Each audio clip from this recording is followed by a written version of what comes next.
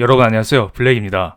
오늘은 미국의 고용 지표를 이야기 드리면서 이것에 시장이 어떻게 반응하고 있는지, 연준 위원들은 또 어떻게 반응하고 있는지 이것들을 체크하는 시간을 갖겠습니다. 한국 시각 기준으로 매주 수요일 저녁 미국의 ADP 비농업 부분 고용자 수가 발표가 됩니다. 미국의 일주일간 고용자 수를 그 다음 주 수요일 저녁에 발표하게 되는 건데요. 그러니까 어제 봤던 미국의 고용자 수는 지난주 1월 말 고용자 수를 나타낸 것입니다. 그런데 이 지표가 꽤 충격적으로 나왔습니다. 이번 시장 전망치에서는 ADP 비농업 부문 고용자 수가 20만 건 늘어나지 않았을까, 플러스 20만 건을 예상했었는데 실제로 까보니까 마이너스 30만 건을 기록했습니다. 고용이 오히려 감소했다는 것입니다. 이것은 2020년 1월부터 현재까지 2년 넘는 기간의 ADP 비농업 부문 고용자 수를 정리한 것입니다. 코로나 경제 위기 이후 한 차례를 제외하고 미국은 꾸준히 플러스 고용을 보여왔었는데 이번에 정말 오랜만에 마이너스를 찍었습니다.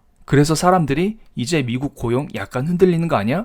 조금 이상한 거 아니야? 이런 걱정을 하고 있는데요. 그런데 고용자 수를 체크할 때는 이것만 보면 안 돼요. 미국의 구인 공고를 체크해야 됩니다. 같은 기간 동안 미국의 구인 공고 건수를 나타낸 것입니다. 코로나 때 미국의 구인 공고 건수는 확 줄어들었습니다. 460만 건을 기록했는데요. 지금은 1000만 건 이상을 꾸준히 유지하고 있습니다. 고용자 수는 역성장이 났지만 구인 공고 건수는 여전히 굳건하다, 이것을 알 수가 있습니다. 이것이 나타내는 바는 미국에서는 여전히 노동자를 원하는 사람들은 많다. 하지만 사람들이 일자리를 찾아 나서지 않는다. 이것을 알 수가 있습니다. 지금 미국에서는 오미크론 바이러스가 매우 심각한 상태입니다. 그렇기 때문에 사람들이 오미크론 때문에 집 밖에 나서지 않는다. 그래서 고용자 수가 감소되었다. 지금의 고용자 수 감소는 일시적이다. 이것을 알 수가 있겠네요. 실제로 미국의 코로나 바이러스 일일 확진자 수를 체크해봤습니다. 오 마이 갓, 최근 들어 미국에서 코로나 확진자 수가 미친 듯이 상승한 것을 알 수가 있습니다. 여기 피크친 부분 보이시죠?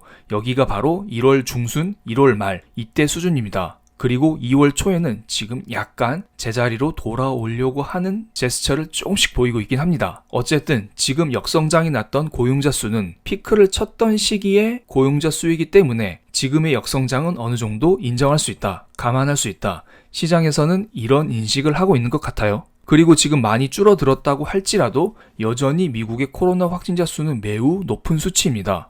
작년 중반에 델타 코로나 바이러스가 터졌을 때보다 현재 2배, 3배 이상 확진자 수가 나오고 있는 상태입니다. 그래서 이번 주 금요일에 미국의 1월달, 한 달 동안 고용 상황이 정리되어 있는 고용 보고서가 공개됩니다. 어제 발표된 ADP 비농업 부문 고용자 수는 지난주 일주일 동안 고용자 수를 정리한 것이고요. 이번 주 금요일에 발표되는 것은 1월달 한 달 동안의 고용자 수가 정리된 것입니다. 그래서 많은 사람들이 이번에는 비농업 부문 고용자 수가 1월 한 달 동안 15만 명이 증가됐을 거야, 이렇게 전망을 하고 있는데요. 그런데 지난주 일주일간 고용도 플러스를 예상했었는데 실제로 마이너스가 나왔죠. 그래서 이번에도 마이너스를 기록할 가능성이 없지 않아 있어 보입니다. 그런데 이런 악재를 시장에서는 일시적으로 인식하고 있기 때문에 만약에 역성장이 나와도 큰 악재는 아니다, 약간의 악재다, 이렇게 볼 수가 있어요. 작년이나 재작년 같은 경우에는 이렇게 고용이 좋지 않으면 연준에서 돈을 뿌려준다, 이런 생각을 하면서 이것을 오히려 시장에서 호재로 인식했었죠. 하지만 이번에는 호재까지는 아니고요. 심각한 악재는 아니지만 약간의 악재다, 이렇게 볼 수가 있습니다.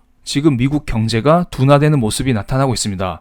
고용자 수도 그렇고 미국의 1월달 ISM 제조업 지수도 고점 대비 조금씩 떨어지는 모습을 보이고 있습니다. 그래서 연준 위원들이 약간 발을 빼는 모습을 보이고 있는데요. 설 연휴 동안 두 분의 연준 위원들이 나서면서 덜 매파적인 발언을 이어갔습니다. 하나씩 체크해 보겠습니다. 필라델피아 연은 총재는 올해의 기준금리 인상은 4번 정도 하는 게 적절하다. 3월 달에 많은 사람들이 0.5% 금리 인상한다고 하는데 이럴 가능성은 매우 낮다, 이런 발언을 했습니다. 만약에 3월 달에 0.5% 금리를 올리기 위해서는 인플레가 또 한 번 급등해야 할 것이라고 언급했습니다. 그리고 앞으로 인플레에 대해서는 현재와 같은 수준으로 유지가 되고 만약에 하락하기 시작하면, 즉 물가 상승 압력이 떨어지기 시작하면 0.5% 금리 인상은 하지 않을 것이다, 이런 말을 했습니다. 그 다음 제임스 블라드 연은 총재의 발언을 보겠습니다.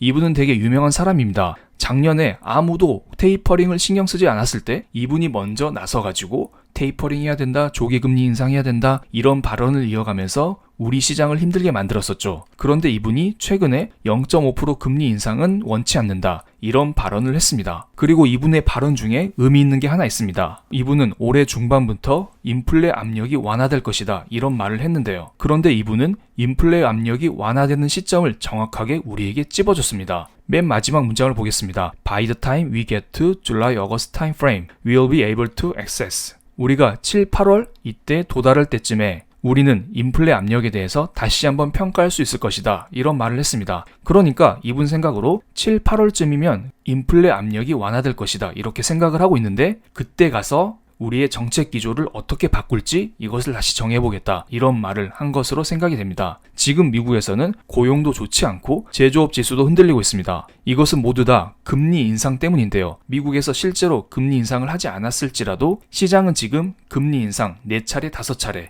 이것을 이미 반영을 하고 있습니다. 그리고 정확한 통계 자료는 없지만 미국인들은 월급의 절반을 월세로 소비한다고 합니다. 지금 금리가 올라가면서 월세조차 올라가고 있는 상황인데요. 이것은 작년 하반기에 나온 기사입니다. 미국에서 집세 못 낸 수백만 가구가 거리에 나앉는다고 합니다. 그만큼 경제가 어렵다? 금리 인상으로 인한 월세 압박이 심하다, 이런 것을 알 수가 있고요. 또한 이것은 최근에 나온 기사입니다. 미국에서 임대료, 주담대 금리 급등의 주거 불안정이 심각하다고 합니다. 미국에서 지난달 월 평균 임대료가 1년 전과 비교해서 14%가 올랐다고 합니다. 그만큼 월세가 많이 급등했다, 이렇게 볼 수가 있고요. 임대뿐만 아니라 주택을 소유하고 있어도 주거비 타격은 비슷하다고 합니다. 현재 모기지 금리가 계속 올라가고 있기 때문에 당연히 미국에서 주택을 매수한 사람들 역시 압박감이 상당하겠죠. 우리도 마찬가지잖아요. 2년 전만 해도 주담대를 2%대에서 받을 수가 있었습니다. 그런데 지금 2%대 주담대 있나요? 4%대, 5%대 주담대가 수두룩 합니다. 이것과 마찬가지로 미국에서도 주거비 압력이 심각하다,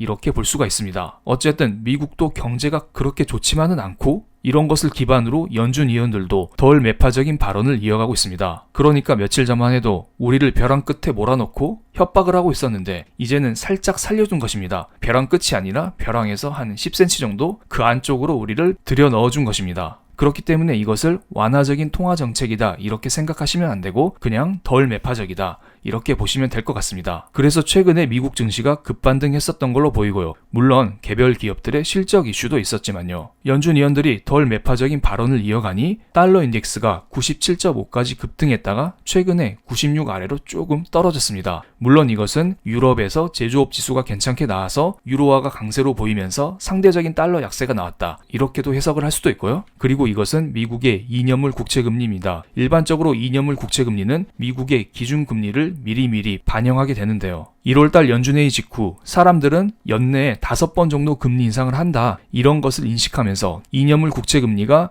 1.2% 이상으로 올라갔었는데요. 지금 연준 의원들이 나서가지고 5번은 무리다, 4번이 적절하다, 이렇게 말을 하고 있습니다. 이렇게 되면 2년물 국채금리가 원래 수준인 1% 정도로 다시 내려와야겠죠. 그래야만 우리의 예상치와 맞는다, 이렇게도 볼 수가 있습니다. 그리고 그 다음 하나 눈여겨볼 지표가 있습니다. 바로 변동성 지수인데요. 변동성 지수는 미국 증시와 반대로 움직이는 경향이 있습니다. 최근에 미국 증시가 바닥을 찍고 급반등하는 모습을 보이고 있습니다. 방금 전에 마감된 어제 미국 증시에서도 나스닥 지수가 0.5% 정도 상승했었는데요. 그런데 변동성 지수 빅스를 보세요. 오히려 상승하는 모습을 보여줬습니다. 약간 이상하지 않나요? 게다가 아래 꼬리를 달면서 위로 반등을 했습니다. 주가 입장에서는 위로 올라가다가 다시 아래로 떨어졌다, 이렇게 볼 수가 있는데요.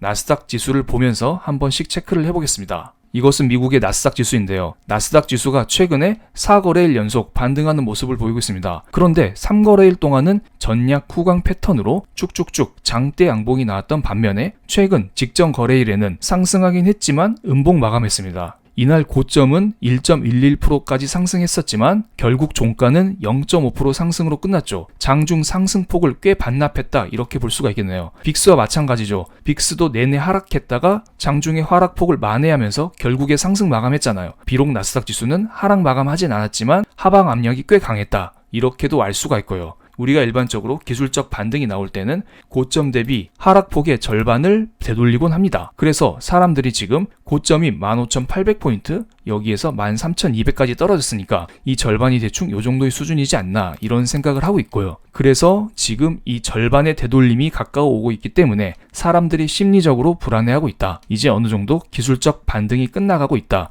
이런 것을 인지하고 있다. 이렇게 볼 수가 있겠습니다. 물론 이것은 본 시장이 열려봐야 정확한 것은 알 수 있지만요. 어쨌든 지금 미국에서는 경제 지표가 썩 좋지 않기 때문에 연준 위원들도 조금씩 덜 매파적인 발언을 이어가고 있다. 이런 의견 전달해 드리면서 오늘 영상 여기서 마치겠습니다. 감사합니다.